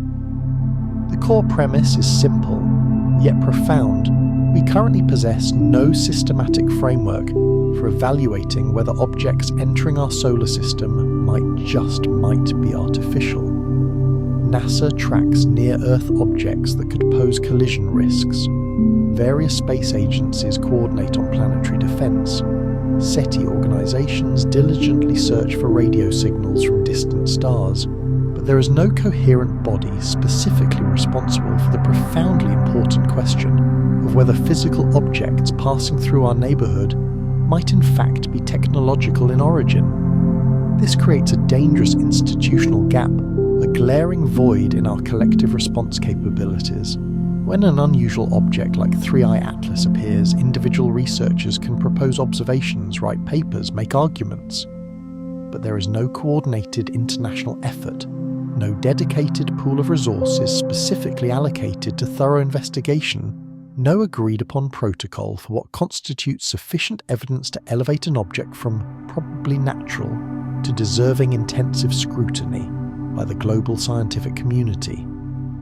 Loeb's proposed organisation would serve several vital functions.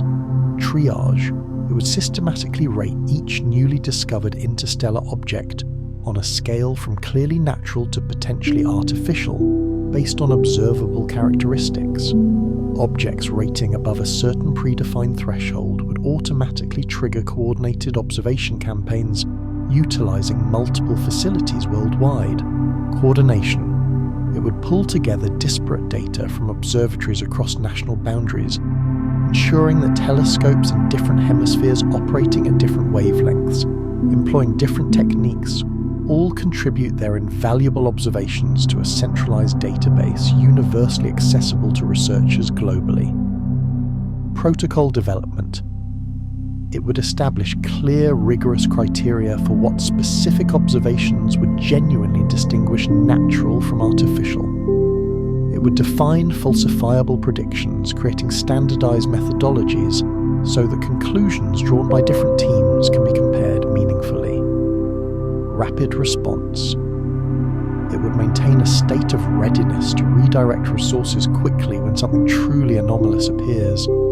Interstellar objects move with incredible speed. The window for optimal observation is often fleetingly brief. An institutional framework capable of mobilizing major facilities within days rather than weeks could mean the difference between gathering definitive data and tragically missing the opportunity entirely. Communication. Crucially, it would provide authoritative, scientifically grounded information to the public and policymakers, preventing both premature sensational claims of discovering alien technology and premature dismissive rejections of legitimate anomalies. The response from the broader astronomical community has been decidedly mixed. Some researchers wholeheartedly support the concept, arguing that systematic investigation of interstellar objects makes profound scientific sense, regardless of how likely artificial visitors might be. The pure science of understanding natural interstellar debris would benefit immensely from such coordinated effort, even if no probe is ever discovered. Others vehemently object, contending that formalizing this kind of investigation legitimizes speculation better left to fringe groups. They worry that an official organization investigating alien probes would severely damage astronomy's public credibility, attract an undesirable influx of conspiracy theorists, and ultimately waste precious resources on questions with a near-zero probability of positive answers. Still others point out formidable practical difficulties. Who would fund such an organization? Which countries would agree to participate? What happens when observation suggests something potentially artificial, but not definitively so? Does the organization then issue alerts, make recommendations, attempt to communicate with the object? These are not trivial concerns. International scientific cooperation, while incredibly valuable, is often painstakingly difficult to coordinate. National interests, competing funding priorities, and complex political considerations invariably complicate even straightforward collaborations. Adding the profoundly loaded question of potential extraterrestrial contact makes everything exponentially more complex, and yet the glaring institutional gap remains. When 3i Atlas appeared, there was no systematic mechanism for ensuring it received appropriate comprehensive scrutiny. Individual researchers proposed observations based on personal interest, existing grants, and their access to facilities. Some telescopes observed it extensively, others regrettably ignored it. Data was scattered across different research groups, often using incompatible formats. No central coordination ensured truly comprehensive coverage. This ad hoc approach, while sometimes functional, works adequately only when objects are clearly natural. It risks missing subtle yet profound anomalies that would only become apparent if data were systematically pooled and rigorously analysed. It creates situations where one group sees something unusual but fails to realise its broader significance because they lack context from other observations conducted independently. For 3i Atlas specifically, we will never truly know if a more coordinated, unified observation effort might have revealed features that individual groups operating in isolation inadvertently missed. The December window will certainly provide concentrated attention, but by then the object will have already passed Perihelion, already swept past Mars, already completed the portions of its trajectory, where crucial course corrections might have been most likely. Ideally, an institutional framework would have been firmly in place before 3I Atlas even appeared. The object would have been flagged immediately upon discovery based on its anomalous trajectory. Resources would have been allocated automatically. Observations would have been seamlessly coordinated from July through December, ensuring no critical opportunities were tragically missed. Whether such an organisation will ever exist remains profoundly uncertain. Scientific institutions by their very nature evolve slowly. International cooperation demands immense diplomatic effort. Funding for speculative, high-risk, high-reward research competes fiercely with established safer priorities. But the undeniable need is real. We're entering an era where interstellar objects will be detected routinely, with increasing frequency. Some will be unusual, some will raise profound questions, and unless we develop systematic, formalised methods for investigating those questions, we risk either dismissing genuine anomalies prematurely or chasing spurious signals without proper methodology. 3I Atlas, regardless of what it ultimately proves to be, has starkly demonstrated the urgent need for better frameworks. December's observations will show whether our current ad hoc approaches were sufficient. If they weren't, if we missed something monumentally important because no one was coordinating efforts systematically, perhaps that very failure will provide the necessary impetus for genuine, lasting institutional change. There's a particular thought experiment in astrobiology deeply unsettling that subtly shapes how some researchers approach interstellar visitors. It is called the dark forest hypothesis, popularized by the brilliant Chinese science fiction writer Liu Cixin, but rooted in earlier work on game theory and existential risk. Its premise is chillingly simple. The universe might be teeming with intelligent civilizations, but they all remain profoundly silent and hidden, because revealing your presence is inherently lethally dangerous. Here's the cold logic: you cannot know the intentions of alien civilizations. They might present themselves as peaceful, but they might be planning conquest. Their ethical frameworks might be so profoundly different from yours that what they consider reasonable behaviour you would deem monstrous. You also cannot know their capabilities. A civilization capable of interstellar travel likely possesses technology far, far beyond your own. If conflict were to arise, you would be hopelessly outmatched. Given these terrifying uncertainties, the safest, most rational strategy might be to remain absolutely hidden. Do not transmit signals into space that betray your location. Do not respond to signals you detect from others. Do not under any circumstances make yourself a target. And if you do detect signs of another civilization, the coldly rational game-theoretic choice might be to eliminate them swiftly and decisively before they can locate you and decide you're a threat. Strike first from a position of absolute advantage rather than risk them striking first, later when they have had time to assess your capabilities. This hypothesis paints a universe where everyone is hiding, everyone is listening, and everyone is poised to destroy anyone they find before being destroyed themselves. A vast cosmic dark forest where silent predators stalk in the shadows, where making noise means certain death, where the only path to safety is utter invisibility. The dark forest hypothesis offers one possible, albeit grim, answer to the Fermi paradox. The perplexing question of why, if intelligent life is common in the universe, we don't see obvious evidence of it everywhere. Perhaps we don't see it because civilizations that reveal themselves simply do not survive long enough to become obvious. It is a grim scenario. Most astrobiologists consider it unlikely primarily because it assumes universally paranoid behavior, inconsistent with how cooperation often emerges as a dominant evolutionary strategy. But it is not impossible, and it profoundly shapes how some researchers contemplate what our response should be if we ever detect something that might, however, faintly signal a technological origin. If 3I Atlas were a probe, and again this remains highly unlikely, what would that imply in the context of the dark forest hypothesis? One possibility: it is a benign survey mission, quietly gathering information about star systems in this region of the galaxy. Perhaps it is checking for biosignatures, for technological signals, for anything indicating inhabited worlds.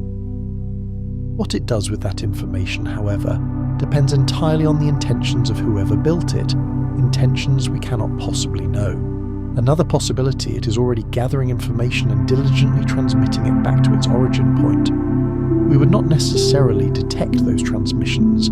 They might be tightly beamed in directions we are not monitoring. They might utilize communication methods we do not recognize as communication. But years or decades from now, the civilization that dispatched this probe will know about Earth, about our technology level, about our vulnerabilities. A third, far darker possibility, the probe itself is the weapon. Not merely a scout sending information back, but an autonomous system empowered to make decisions locally. If it detects technological civilizations, if it determines they represent potential future threats, it might already be executing protocols we would not recognize until it is catastrophically too late. This isn't paranoia, it's rigorous scenario planning. Most researchers consider such scenarios extraordinarily unlikely. Far more likely that 3I Atlas is just a comet. Far more likely that even if artificial probes exist, they are not designed for hostile purposes. Far more likely that civilizations capable of interstellar travel have long since outgrown destructive impulses. But extraordinarily unlikely is not synonymous with impossible. And when dealing with potential existential risks, threats that could affect humanity's long-term survival, even low probability scenarios warrant some level of profound consideration. So what would appropriate precautions look like? First, meticulous observation. If 3I Atlas, its technological understanding, its capabilities and behaviour patterns, provides invaluable information about the civilization that built it, knowledge is the indispensable first step in any defensive strategy. Second, discrete monitoring. If the object is transmitting signals, we should be attempting to detect and analyse them, not necessarily responding. That carries its own profound risks, but listening. Understanding what information might be flowing back to wherever this came from. Third, precise trajectory tracking. If the object makes unexpected course corrections, particularly ones that deliberately position it for future interactions with Earth or other planets in our system, that behaviour demands immediate intense attention. A probe establishing a permanent orbit around our Sun, positioning itself for extended observation, represents a fundamentally different situation than one merely passing through. Fourth, preparation. Not military preparation necessarily. We likely couldn't defend against genuinely advanced technology anyway, but conceptual preparation, rigorously working through scenarios, developing response protocols, ensuring that if something truly anomalous becomes apparent, we possess some framework for deciding what to do rather than improvising frantically in a crisis. None of this, regrettably, is happening systematically. There is no government agency specifically tasked with monitoring interstellar objects for potential threats.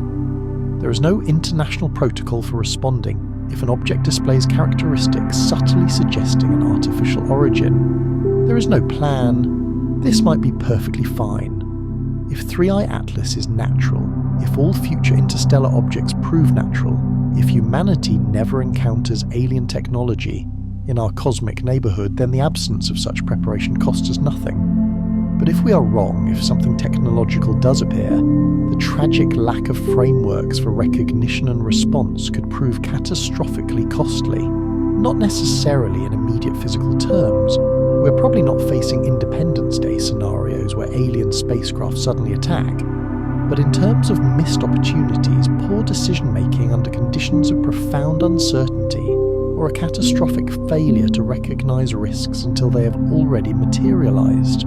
The dark forest hypothesis is speculative. Most scientists consider it an intriguing thought experiment rather than a likely reality, but it serves as a stark reminder that our comfortable assumptions about extraterrestrial intelligence, that contact would inherently be peaceful, that advanced civilizations are necessarily benevolent, that we have nothing to fear from interstellar visitors, are just that, assumptions. We have no data. We're guessing largely based on hope rather than evidence. 3I Atlas almost certainly doesn't require invoking the chilling implications of the dark forest hypothesis. It's almost certainly not a probe.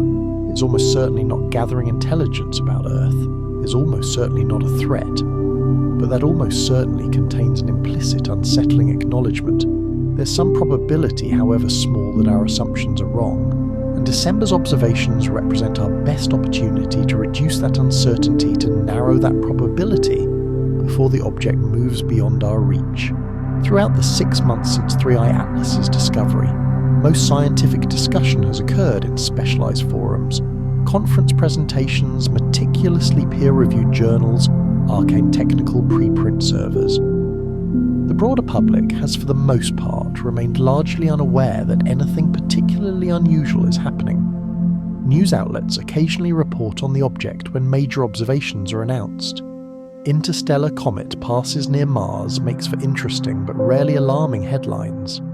The stories typically mention that it's the third confirmed interstellar object ever detected. Note its impressive size and unusual trajectory, perhaps include a quote from a researcher stating it's providing valuable insights into planetary systems beyond our own. What these articles conspicuously don't convey, or often gets utterly lost in translation from dense technical papers to public communication, is the genuine, perplexing strangeness surrounding several key aspects of this object. The statistical improbabilities, the baffling mass anomaly, the uncanny timing coincidences, the subtle chemical peculiarities. This is not necessarily a conspiracy or a deliberate cover-up. It is rather the natural, if often problematic, result of how science communication typically operates. Journalists by necessity interview astronomers and ask about notable discoveries. Most astronomers genuinely believing 3I Atlas to be a natural phenomenon describe it as an unusual but ultimately ordinary comet. They mention its interesting characteristics without dwelling on features they consider ultimately explainable through standard processes. The few researchers who genuinely believe the object deserves far more careful investigation as potentially artificial. Loeb, most prominently, do indeed receive media coverage when they make such arguments, but it is typically framed as controversial speculation from outlier scientists, rather than as a legitimate scientific question worthy of serious mainstream consideration. This framing profoundly affects public perception. Most people reading about 3I Atlas come away thinking, oh, there's an interstellar comet passing through. Some scientist thinks it might be aliens, but most scientists think he's wrong. Nothing to see here.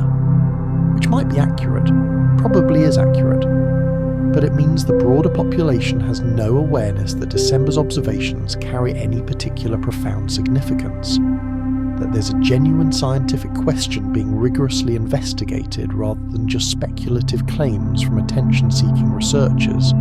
This creates an intriguing, if perilous, dynamic. If December's data definitively confirms natural behaviour, the public never truly needs to know there was any profound uncertainty in the first place. The object was a comet. Scientists studied it.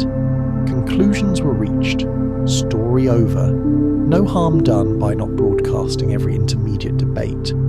But if December's data reveals genuine, undeniable anomalies, features that even the most skeptical astronomers cannot easily explain through natural processes, then suddenly the public will learn that something potentially extraordinary was happening all along and nobody told them. This breeds profound distrust, fuels conspiracy theories, and elicits accusations of cover-up, even when the reality was simply that scientists were patiently waiting for sufficient evidence before making dramatic, paradigm-shifting claims.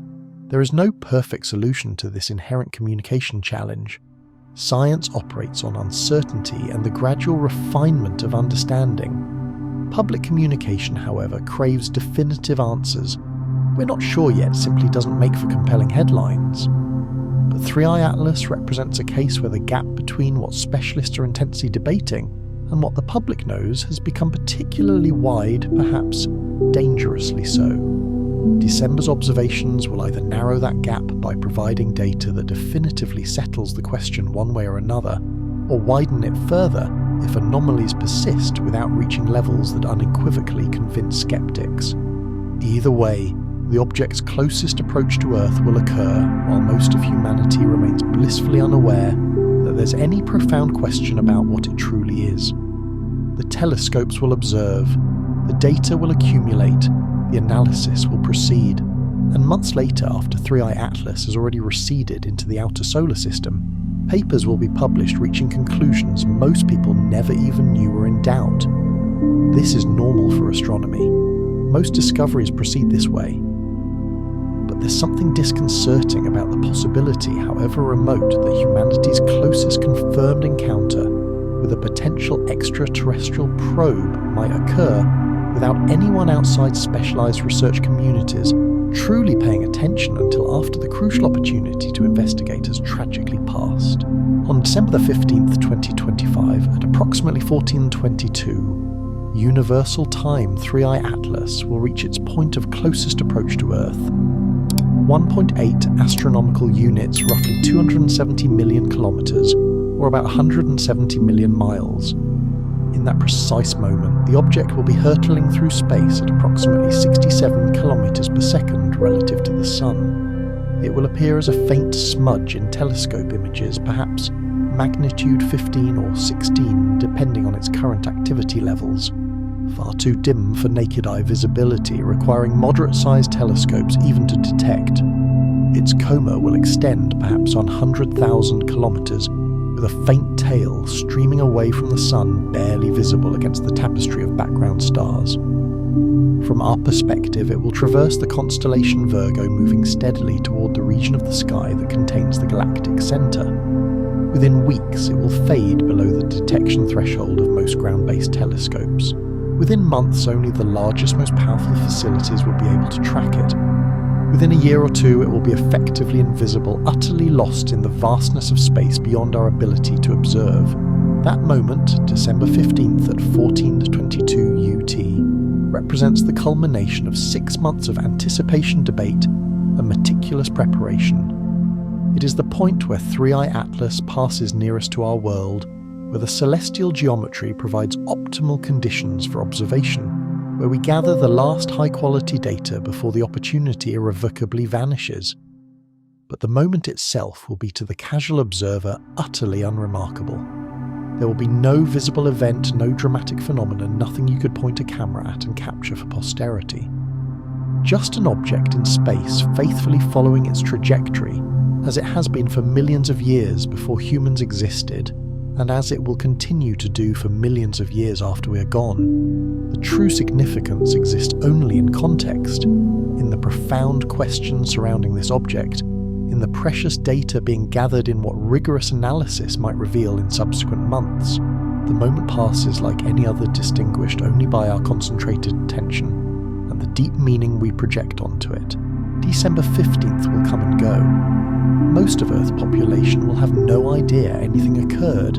Those tracking the object will note the milestone file their observations diligently begin analysis, and 3i Atlas will continue its journey outward, carrying whatever truths it represents beyond our reach. In the end, that is what December means. Not dramatic revelation, not definitive answers, but the precise point where we cease gathering new data and begin working meticulously with what we have, where active observation transitions to painstaking analysis and interpretation, where the story of 3i Atlas as an unfolding dynamic event becomes the story of 3i Atlas as an immutable historical record. What we learn from that record, whether it ultimately confirms the natural explanation or reveals surprises that profoundly challenge our assumptions, won't be clear until months after December passes. The data must be analysed, cross-checked, debated, peer-reviewed. Conclusions take time to solidify, and longer still to reach broad scientific consensus. But December 15th represents the end of the observation phase. After that date, we are working solely with what we managed to capture, while the object was close enough to study. No second chances, no do-overs. Whatever profound questions remain unanswered after December's data is fully analysed will likely remain unanswered indefinitely. That finality profoundly shapes how researchers approach the observations. There's intense pressure to be thorough, to gather every possible measurement to ensure nothing is missed that might later prove significant.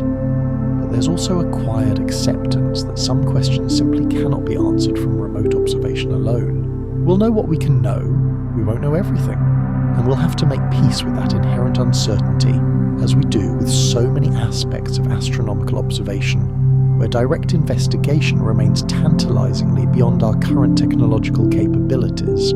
December the 15th, 2025, a date that might become historical. The moment humanity observed its closest confirmed encounter with an interstellar visitor. Or a date that will be utterly forgotten, just another observation of just another comet that briefly caught attention before fading into the archival catalogues, where thousands of other solar system objects are documented and largely ignored. Which it becomes depends entirely on what the data reveals. This is where the story pauses, it does not end. The object continues its trajectory. The observations will proceed as planned. The analysis will eventually produce conclusions, but the narrative must pause here at the threshold of December, because what comes next depends entirely on data we do not yet possess. 3i Atlas might prove to be exactly what most astronomers expect, a large, unusual, but ultimately natural comet from another star system. The statistical improbabilities will be elegantly explained as coincidences that seem significant only because we were paying such close attention. Its mass will be reconciled with its composition through better models. Its trajectory alignment will be filed as one of those unlikely, but not impossible occurrences that happen occasionally in a large enough sample space. Or it might prove to be something that defies easy categorization. Not obviously artificial, it would take unambiguous, irrefutable evidence like geometric structures or direct radio transmissions to reach that conclusion.